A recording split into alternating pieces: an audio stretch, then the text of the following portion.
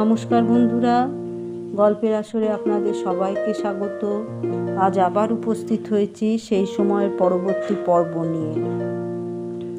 এক শনিবারের দ্বিপ্রহরে নবীন কুমারের ঘুম ভেঙে গেল কিছু নারীকণ্ঠের কলকোলাহলে। প্রতি শনিবার বিকেলের দিকে তাকে গুরুতর কর্মে ব্যাপৃত থাকতে হয়, তাই আহারাদির পর সে খানিকটা নিদ্রা সাধনা করে নেয়। হিন্দু কলেজের পাঠ সাঙ্গ করার আগেই কলেজ ছেড়ে দিয়েছে নবীন কুমার। ক্লাসে শান্ত হয়ে বসে থাকা কিংবা শিক্ষকদের শাসন মান্য করা তার ধাতে সয় না। সে অতি মেধাবী এবং তার স্মৃতিশক্তি খুব প্রখর। অন্য ছাত্ররা যা 7 দিনে শেখে তা নবীন কুমার একদিনেই রপ্ত করে নেয়। সুতরাং বাকি দিনগুলি যে সে ক্লাসের মধ্যে দুষ্টামি করবে তাতে আশ্চর্য হবার কি আছে।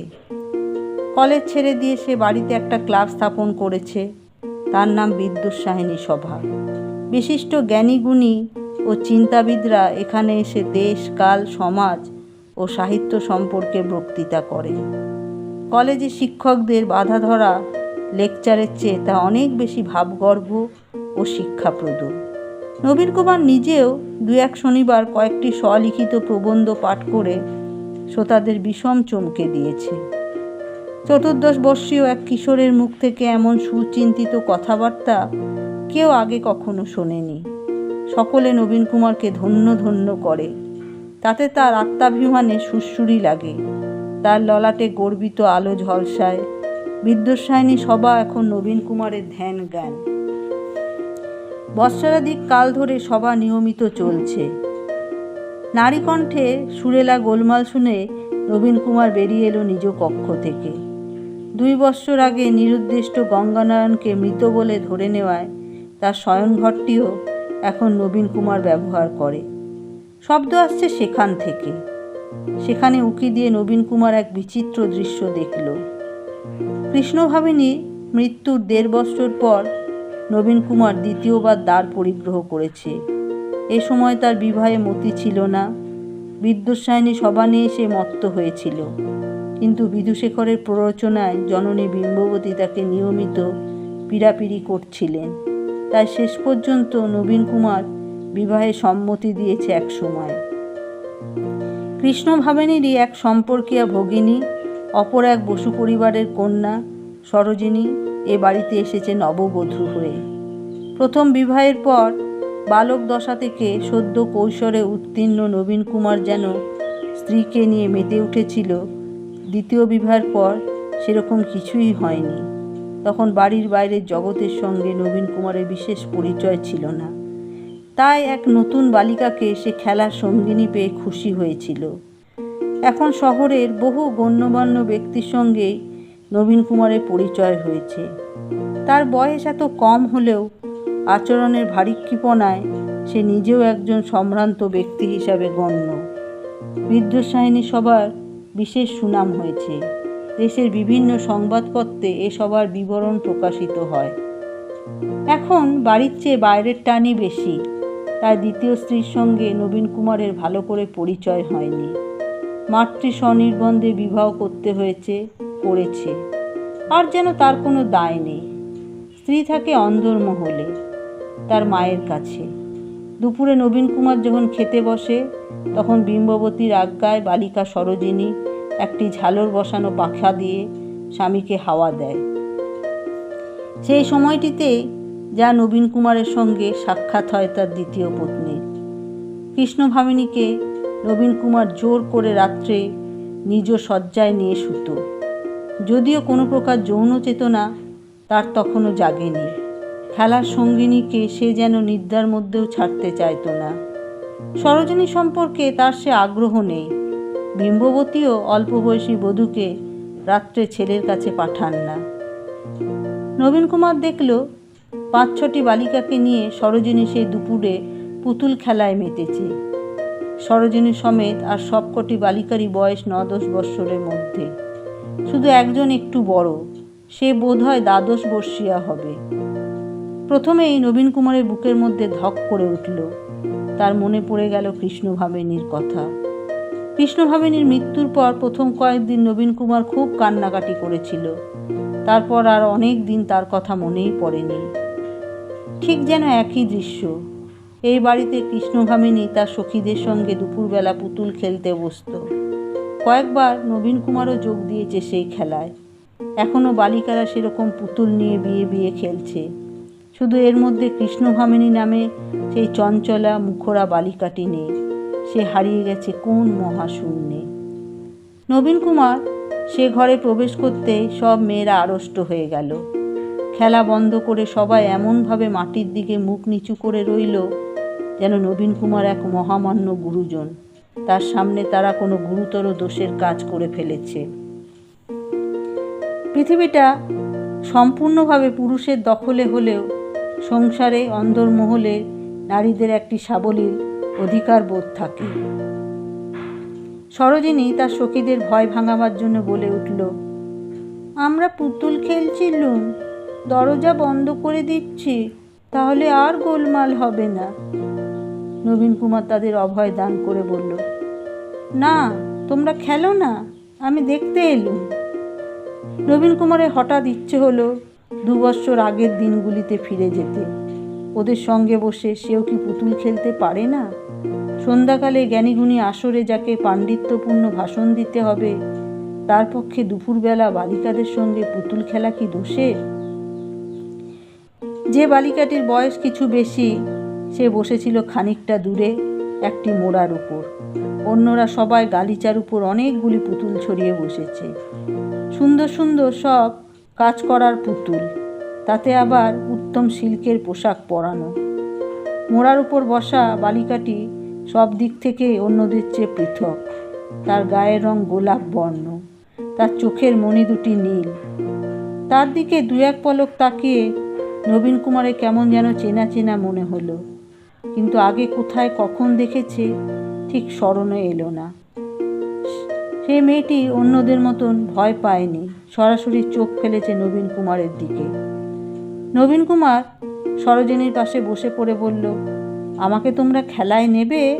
ছেলে মেয়ের বিয়ে হয়ে গেছে, আমি ভালো ঘটকালি করতে পারি। সরোজিনী বলল, ও মা, বেটা ছেলেরা আবার এ খেলা খেলে নাকি? এ তো আমাদের খেলা, ছেলে মেয়ের বিয়ে নয়, আমরা সাবিত্রী সত্যবান খেলছি। মোড়ার উপর বসা হলুদ রেশমি শাড়ি পরা মেয়েটি এবার বলল, ওলো সরোজিনী, তোর বর মেয়েও সাজতে পারে, বল না, এক্ষুনি শাড়ি পরে সাজবে।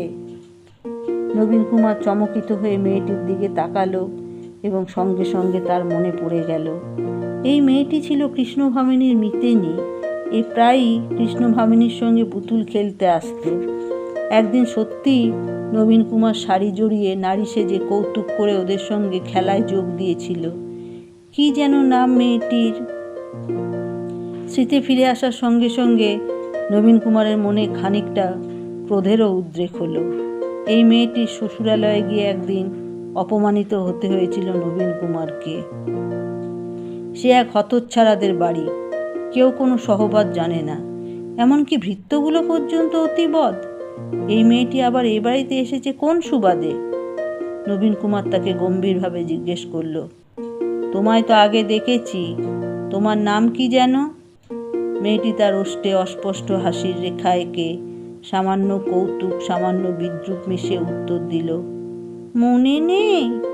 এর মধ্যেই ভুলে গেছেন? আমার নাম বনজ্যোৎস্না। অন্য মেয়েরা সকলেই বিস্মিতভাবে তাকালো ওই মেয়েটির দিকে। একজন বলল, ও মা, কুসুম দিদি, তোমার আবার ওই নাম হলো কবে থেকে? কৃষ্ণভামিনীর সখী কুসুম কুমারী স্থির দৃষ্টিতে চেয়ে আছে নবীন কুমারের দিকে। নবীন কুমারের একথাও মনে পড়ল যে কুসুম কুমারীর নাম বনজ্যোৎস্না সেই রেখেছিল। এর মধ্যে মেয়েটি বেশ বড় হয়ে গেছে, তবু এই বালিকার প্রতি তার মন প্রসন্ন হলো না।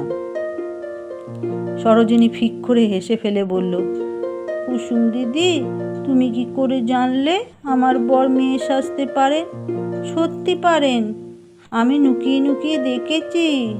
কুসুম কুমারী বলল, ও মা, সে কি কথা? তোর বর মেয়ে সাজে না তুই লুকিয়ে দেখিস? এমন তো কখনো শুনিনি। অন্য বালিকারা একেবারে হেসে গড়িয়ে পড়লেন। সরোজিনী বলল, হ্যাঁ গো, উনি বেনারসি শাড়ি পরেন। মায়ের কাছ থেকে সোনার জড়ি বসানো একটা লাল বেনারসি চেয়ে নিয়েছেন। অন্য বালিকারা তেমনই হাসতে লাগলো। আর কুসুম কুমারী হাসি চেপে জিজ্ঞেস করল, হ্যাঁ গো মিতিনির বর, এসব কি শুনছি? আপনি রোজ লাল বেনারসি পরেন? কয়েকটি নারী হোক বা তারা বালিকা, যদি একজন পুরুষকে ঘিরে ধরে কৌতুক করতে শুরু করে, তখন সেই পুরুষের অবস্থা বড়ই শোচনীয় হয়। বহু যুদ্ধে জয়ী বীর পুরুষেরাও এরকম অবস্থায় কাবু হয়ে পড়েন। নবীন কুমার আফসোস করতে লাগলেন, কেন সেই ঘরে এই সময় এলো? যদি বা এলো, কেনই বা এদের সঙ্গে পুতুল খেলায় যোগ দিতে চাইলো? তার একবার ইচ্ছে হলো লাথি মেরে সব পুতুলগুলো তছনছ করে দেয়, কিন্তু এই দুষ্টু মেয়েগুলো বুঝি তাতেও হাসবে। সে রোষ কষায়িত নেত্রে নিজের স্ত্রী সরোজিনীর দিকে চাইল, কিন্তু সরোজিনীর এদিকে দৃষ্টিই নেই। ওই ছোট্ট লাজুক মেয়েটি যে এত কথা বলতে পারে, তাও তো নবীন কুমারের জানা ছিল না। সরোজিনী বলল, আমাদের বাড়িতে যে থিয়েটার হবে গো, রোজ মওলা হয়। আমি অমনি চুপটি করে দরজার ফাঁক দিয়ে দেখেছি। মা বারণ করেছিলেন, তবু আমি নুকিয়ে নুকিয়ে দেখতে আসি। একটি মেয়ে সরলভাবে জিজ্ঞেস করল, থিয়েটার কি ভাই? সরোজিনী বলল, ওই যে রামলীলে কেষ্টযাত্রা হয় সেই রকম, তবে পান্তির মাঠ কিংবা ধোপার মাঠে হবে না, আমাদের ঠাকুর দালানে হবে, মেরব বাঁধা হবে। কুসুম কুমারী বলল, সাহেবদের যাত্রাকে বলে থিয়েটার, আপনারা বুঝি ইংরেজি যাত্রাপালা করবেন? নবীন কুমার এবার এসব অবোধ অশিক্ষিতা বালিকাদের জ্ঞানদান করার জন্য কণ্ঠস্বর গাঢ় করে বলল, শুধু সাহেবরা কেন, আগেকার কালে আমাদের রাজা মহারাজাদের আমলেও নাটকের অভিনয় হতো, সংস্কৃত নাটক। আমরা সেরকমই নাটকের অভিনয় করছি, তবে বাংলায়। সাহেব শুভরাও দেখতে আসবে। পালার নাম কি? বেনি সংগার। আপনি সে পালায় কি সাজবেন? এবার নবীন কুমারের বদলে সরোজিনী বলে দিল, উনি সাজবেন রাজকুমারী ভানুমতী, তাই তো এমন দামি বেনারসি পরে। কুসুম কুমারী বলল, সরোজ, তোর বরকে রাজকুমারী সাজলে বেশ ভালোই মানাবে। তা সে নাটক দেখা তো আমাদের কপালে জুটবে না, পুরুষ মানুষেরাই দেখবে। সরোজিনী বলল, না গো দিদি, ছিকের আড়ালে বসবে মেয়েরা, মা বলেছেন আমরা সবাই দেখব, তোমায় গাড়ি পাঠিয়ে নিয়ে আসব। সে কথায় খুব একটা মূল্য না দিয়ে কুসুম কুমারী বলল, দূর, আমার ভাগ্যে ও হবে না। নবীন কুমার উঠে ঘর ছেড়ে চলে যাবার জন্য উদ্যত হলে কুসুম কুমারী তাকে ডেকে বলল, ও মিতেনির বর, শুনুন। আপনি ভাবলেন তো আমি আবার কি করে এলুম? কেউ ডাকেনি, হ্যাংলার মতো নিয়েছি। আপনি আমার মিতিনির খুড়তুতো বোন সরোজকে বিবাহ করেছেন। আমার বোনেরা আবার এই সরোজের মিতিনি, ওরা আসতে চাইলো, তাই আমি নিয়ে এলাম সঙ্গে করে। আপনি তো আমাদের খোঁজ খবর নেননি। নবীন কুমারের মুখে উত্তর এসে গেছিল যে, তোমার লক্ষ্মী ছাড়া শ্বশুর বাড়িতে কে তোমার খোঁজ নেবে? মাতাল লম্পটদের আখড়া একটা। কৃষ্ণভামিনী বেঁচে থাকলেও নবীন কুমার আর কখনো তাকে ও বাড়িতে যেতে দিত না। কিন্তু নবীন কুমার চুপ করে রইল। কুসুম কুমারী বলল, আমার মেয়ের সঙ্গে আপনাদের ছেলের বিয়ে হয়েছিল, মনে আছে? তা মেয়ে জামাইকে তো আমার বাড়িতেই ফেলে রাখলেন, আনবার আর নামটিও করেন না। আমার মিতেনিও চলে গেল। নবীন কুমার শুষ্কভাবে বলল, আর কি হবে? কুসুম কুমারী বলল, কেন? এখন সরোজ এসেছে, ওর কাছেই পাঠিয়ে দেব মেয়ে জামাইকে। আমার মেয়ে এখানে সুখেই থাকবে, আমিও আর পুতুল খেলি না। নবীন কুমার কিছু বলল না। কুসুম কুমারী বলল, আর একটা কথা বলবো? আপনি নাটুকে পালায় রাজকুমারী সাজবেন, আপনাকে মানাবে ভালো, কিন্তু দেখবেন হাঁটার সময় যেন খেয়াল থাকে। নবীন কুমার ঠিক বুঝতে না পেরে অবাক হয়ে গেল। হাঁটার সময় কি খেয়াল থাকবে? তার বিস্মিত মুখের দিকে তাকিয়ে মুচকি হেসে কুসুম কুমারী বলল, আমাদের বাড়ির পাশে প্রায়ই কেষ্টযাত্রা হয়। একবার বিদ্যেসুন্দর পালাও হয়েছিল। একটা পানওয়ালা ছোড়া রাধা সাজে, আবার বিদ্যেসুন্দরের সেই বিদ্যে, কি সুন্দর মানায় তাকে। মাথায় ঘোমটা দিয়ে নাকের নোলক নেড়ে সে যখন গান গায়, তখন কে বলবে যে সে মেয়ে নয়কো ছেলে? কিন্তু যেই হাঁটে অমনি কেমন যেন বুক ফুলিয়ে গ্যাট ম্যাট করে। তাই আপনাকেও বলে দিচ্ছি। নবীন কুমার গম্ভীর, আপনি রাগ করলেন? আপনি আমার মিতেনির বর, আপনার সঙ্গে একটু রঙ্গ করতেও পারবো না? মেয়েরা কেমন করে হাঁটে একটু দেখিয়ে দাও তো। সরোজিনীর কাছ থেকে জেনে নেবেন। ও তো ছোট, তুমি দেখিয়ে দাও। এই মরেছে বলে বিপদ হলো দেখছি। না না, আমি পারবো না। নবীন কুমার খপ করে তার হাতটা চেপে ধরে বলল, পারবে না মানে? পারতেই হবে। কুসুম কুমারী বলল, ও মা, এ কি লোক গো! আমায় নিয়ে জোর করে হাঁটাবেন আপনি? রক্ষে করো। নবীন কুমার বলল, আর ছাড়ছি না। মেয়েরা কেমন আলাদা হাঁটে দেখি। জোর করে হাঁটলে বুঝি কোনো লাভ হবে? রাজকুমারী ভানুমতিকে কি কেউ জোর করে হাঁটাবে? সরোজিনী উঠে এসে স্বামীকে বলল, আপনি কুসুম দিদিকে ধরে রেখেছেন কেন? ছেড়ে দিন। নবীন কুমার বলল, এই মেয়েটিকে আগে দেখেছি, মুখ দিয়ে কথাই ফুটতো না, এখন দিব্যি টট্টরিয়ে কথা বলে। কেষ্টযাত্রায় কোন পানওয়ালা রাধা সাজে তার সঙ্গে আমার তুলনা? কুসুম কুমারী অমনি বলল, যদি কিছু অপরাধ করে থাকি, যদি অকথা কুকথা বলে থাকি, মাপ করবেন। আর কখনো বলবো না, আর কোনো দিন আসবো না। নবীন কুমার ধমক দিয়ে বলল, হ্যাঁ, আসতে হবে। আমি নেমন্তন্ন কার্ড পাঠাবো, তোমার স্বামীকে নিয়ে আমাদের প্লে দেখতে আসবে। না, নেমন্তন্ন পাঠাবার দরকার নেই, আমাদের আসা হবে না। আমার বর কোথাও যান না। কেন? কোথাও যান না কেন? তিনি কি এমন নবাব পুত্তর? তোমাদের বাড়ি আমি যেদিন গেছিলাম সেদিনও তিনি আমার সঙ্গে দেখা করেননি। তিনি কারোর সঙ্গে দেখা করেন না, তার সঙ্গেই অন্যদের দেখা করতে হয়। ও তাই? তোমার পতিদেবতাটি দেখছি সত্যিই দেবতা। গভীর সমুদ্রের নির্মল নীল জলের মতন দুটি চক্ষু তারকা নবীন কুমারের দু চোখের উপর ন্যস্ত করে কুসুম কুমারী বলল, ফের একদিন আসুন না আমাদের বাড়িতে, তাকে দেখে যাবেন। তাকে লোহার শিকলি দিয়ে বেঁধে রাখতে হয় তো, সেই জন্যই তিনি কোথাও যেতে পারেন না। একটু থেমে নিষ্কম্প অম্লান কণ্ঠে কুসুম কুমারী আবার বলল, তিনি এখন বদ্ধ উন্মাদ, কেউ কাছে গেলে মারেন। নবীন কুমার থমকে গেল। এমন কিছু শুনতে হবে সে আশা করেনি।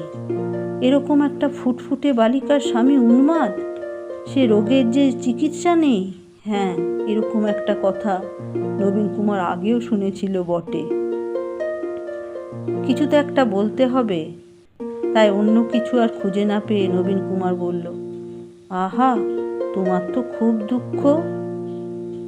বলতে পারেন জগতে সুখী কে? সেদিন বিদ্যুৎসাহিনী সভায় নবীন কুমার বারবার অন্যমনস্ক হয়ে যেতে লাগলো। এই সভায় তার অনেক দায়িত্ব। সে সম্পাদক, উদ্বোধনী ভাষণ তাকেই দিতে হয়। সেদিনকার বক্তার পরিচয় এবং বক্তৃতার বিষয়ে সারমর্ম ঘোষণা করাও তার দায়িত্ব। প্যারীচাঁদ মিত্র, রাধানাথ শিকদার প্রমুখ খ্যাতনামা ব্যক্তিরা যেমন এই সভায় আসেন, তেমনি আসে কৃষ্ণমোল ভট্টাচার্য, হরিশ মুখোপাধ্যায়, কৃষ্ণদাস পাল ইত্যাদি প্রকৃত উৎসাহী নব্য যুবকেরা। ইংরেজ পণ্ডিত ও শিক্ষকরাও আসেন। সবাই উপস্থিত অভ্যাগত বৃন্দদের জন্য ভুরিভোজেরও ব্যবস্থা থাকে। সে দায়িত্ব দুলালের ওপর। নবীন কুমারকেও সেদিকে দৃষ্টি রাখতে হয়। তবু আজ নবীন কুমারের মন ক্ষণে ক্ষণে অন্যদিকে চলে যাচ্ছে। চোখের সামনে ভেসে উঠছে কুসুম কুমারীর মুখ। এক সময় নবীন কুমার কিছু না ভেবে মেয়েটির একটি নাম দিয়েছিল, বনজ্যোৎস্না। তখন নবীন কুমার ধারাবাহিকভাবে কালিদাসের নাটক ও কাব্যগুলি পাঠ করছিল। শকুন্তলা নাট্যের ওই নামটি তার বড় পছন্দ হয়েছিল। কুসুম কুমারের নীল রঙের চোখের দৃষ্টিতে সত্যিই যেন অরণ্য জ্যোৎস্নার আভা আছে। ওইটুকু মেয়ে কেমন শান্ত নিরুত্তাপভাবে বলল, বলতে পারেন জগতে সুখী কে? এই বয়সে কুসুম কুমারী দুঃখকে চিনেছে। তার স্বামী বদ্ধ উন্মাদ, তার সামনে পড়ে আছে অনন্ত দুঃখময় জীবন। সেদিন সভায় কার্কপ্যাট্রিক সাহেব সমাজনীতি ও বিবেকের যুক্তি এই শিরোনামায় একটি ইংরেজি সন্দর্ভ পাঠ করলেন। সেটি নিয়ে কিছুক্ষণ আলোচনার পর প্রিয়মাধব বসু নামে আরেকজন ঈশ্বরচন্দ্র বিধবাদের বিবাহ প্রচলনের উদ্দেশ্যে যে আন্দোলন করছেন তার সমর্থনে বাংলায় বক্তৃতা করতে লাগলেন। নবীন কুমার আজ কথাবার্তাও বিশেষ বলছে না। শেষোক্ত আলোচনা শুনতে শুনতে তার মনে হলো বিধবাদের পুনর্বিবাহ তো চালু হওয়া উচিত বটেই, কিন্তু কুসুম কুমারীর কি হবে? বদ্ধ উন্মাদরা আর সুস্থ হয় না। কোনো ব্যক্তির স্ত্রী যদি বদ্ধ উন্মাদিনী হয়, সে ব্যক্তি স্বচ্ছন্দে আরেকটি বিবাহ করতে পারে। তাহলে কুসুম কুমারী পারবে না কেন? নবীন কুমার নিজে এক সময় সচেতন হলো। এসব কি উৎকট চিন্তা তার মাথায় ঢুকছে। বিদ্যাসাগর পণ্ডিত বিধবাদের মুক্তি দেবার ব্যবস্থা করতে চাইছেন বলে কি দেশটা একেবারে বিলাত হয়ে যাবে নাকি? উন্মাদ হোক আর কুষ্ঠ রোগগ্রস্ত হোক, হিন্দু নারীর স্বামী একমাত্র অবলম্বন। পরাশরের নষ্টে মৃতে প্রবর্জিতে ইত্যাদি শ্লোকের মধ্যে উন্মাদ বিষয়ে কিছু নেই। কুসুম কুমারীকে সারা জীবন ওই উন্মাদ স্বামীর সঙ্গেই থাকতে হবে? তবু তার ওই কথাটা কানে বাজতে লাগলো, বলতে পারেন জগতে সুখী কে? সভা যখন শেষ হয়ে এসেছে সেই সময় নবীন কুমার উঠে দাঁড়িয়ে বলল, মান্যবরগণ, আমি একটি নিবেদন রাখতে চাই। সকলে উৎকর্ণ হলো। নবীন কুমারের প্রস্তাবটি এই যে বাংলা ভাষার উন্নতিকল্পে বিদ্বৎসাহিনী সবার পক্ষ থেকে মাঝে মাঝে জনসাধারণের মধ্যে প্রবন্ধ প্রতিযোগিতার ব্যবস্থা করলে কেমন হয়। কোনো একটি বিষয় ঘোষণা করে দেয়া হবে। সেই বিষয়ে সর্বশ্রেষ্ঠ প্রবন্ধ লেখককে পুরস্কার দেয়া হবে কিছু টাকা। এর ফলে শিক্ষিত লোকে বাংলা ভাষায় লিখতে আগ্রহী হবে। সকলেই এই প্রস্তাব সমর্থন করলেন। নবীন কুমার জানালো যে তবে আজই একটি প্রতিযোগিতা ঘোষণা করা হোক। শ্রেষ্ঠ প্রবন্ধ লেখককে সে নিজে 200 টাকা পুরস্কার দেবার প্রতিশ্রুতি দিচ্ছে। প্রবন্ধ প্রতিযোগিতার বিষয়টি কি হবে? এক মুহূর্ত চিন্তা না করে নবীন কুমার বলল, বিষয়টি হোক এ জগতে সুখী কে। সবার শেষ প্রান্তে দীর্ঘকায় খড়গনাশা এক পৌর বসেছিল। উঠে দাঁড়িয়ে বলল, সাধু সাধু, এ অতি উত্তম প্রস্তাব, আর বিষয়টিও বড় উপযুক্ত। এ জগতে সুখী কে, এ বড় গুড়ো কথা। এই ব্যক্তিটি রায়মোহন। তার চেহারা ও বেশবাসের অনেক পরিবর্তন হয়েছে। এখন আর সে কুচনো ধুতির কোচার ডগার মুখটি হাতে ধরে থাকে না, গায়ে দেয় না এন্ডির বেনিয়ান, চোখে নেই সুরমা, হাতে নেই গোড়ের মালা। তাকে দেখলে আর সে আগেকার বেশ্যাবাড়ির নিশাচর বলে চেনা যায় না। তার চেহারা ও পোশাক এখন বিদ্বজন সমাগমে যোগ দেবার উপযুক্ত। মাথায় বাবরি চুল ছেটে তেল চুকচুক করে আঁচড়ানো, কাঁধে চাদর। গুরুগম্ভীর বক্তৃতা শোনার জন্য রায়মোহন এখন নিয়মিত এসে বসে থাকে। তাছাড়া সে এখানে তার উপস্থিতির কিছুটা গুরুত্বও আদায় করে নিয়েছে। বিদ্বৎসাহী সমিতি থেকে যে নাটক অভিনয়ের মহলা চলছে, সেই বেণীসংহার নাটকে কয়েকটি গীত সংযোজন করার কথা উঠেছিল। রায়মোহনই সেজন্য 3টি গান রচনা করে সুরও দিয়েছে। সে গান প্রশংসা পেয়েছে সকলের। রায়মোহন এগিয়ে এসে নবীন কুমারের মুখোমুখি দাঁড়িয়ে বলল, বড় উত্তম প্রস্তাব দিয়েছেন আপনি। আপনার দ্বারা এদেশের মহোপকার হবে। 200 টাকা পুরস্কার! এ আপনার স্বর্গত পিতার উপযুক্ত পুত্রের মতন হয়েছে বটে। সাধু সাধু। বন্ধুরা, আজ এই অবধি। পরবর্তী পর্ব নিয়ে খুব শীঘ্রই উপস্থিত হব। যদি আপনাদের ভালো লেগে থাকে তাহলে দয়া করে লাইক ও শেয়ার করবেন, আর যারা নতুন তারা সাবস্ক্রাইব করবেন। ধন্যবাদ।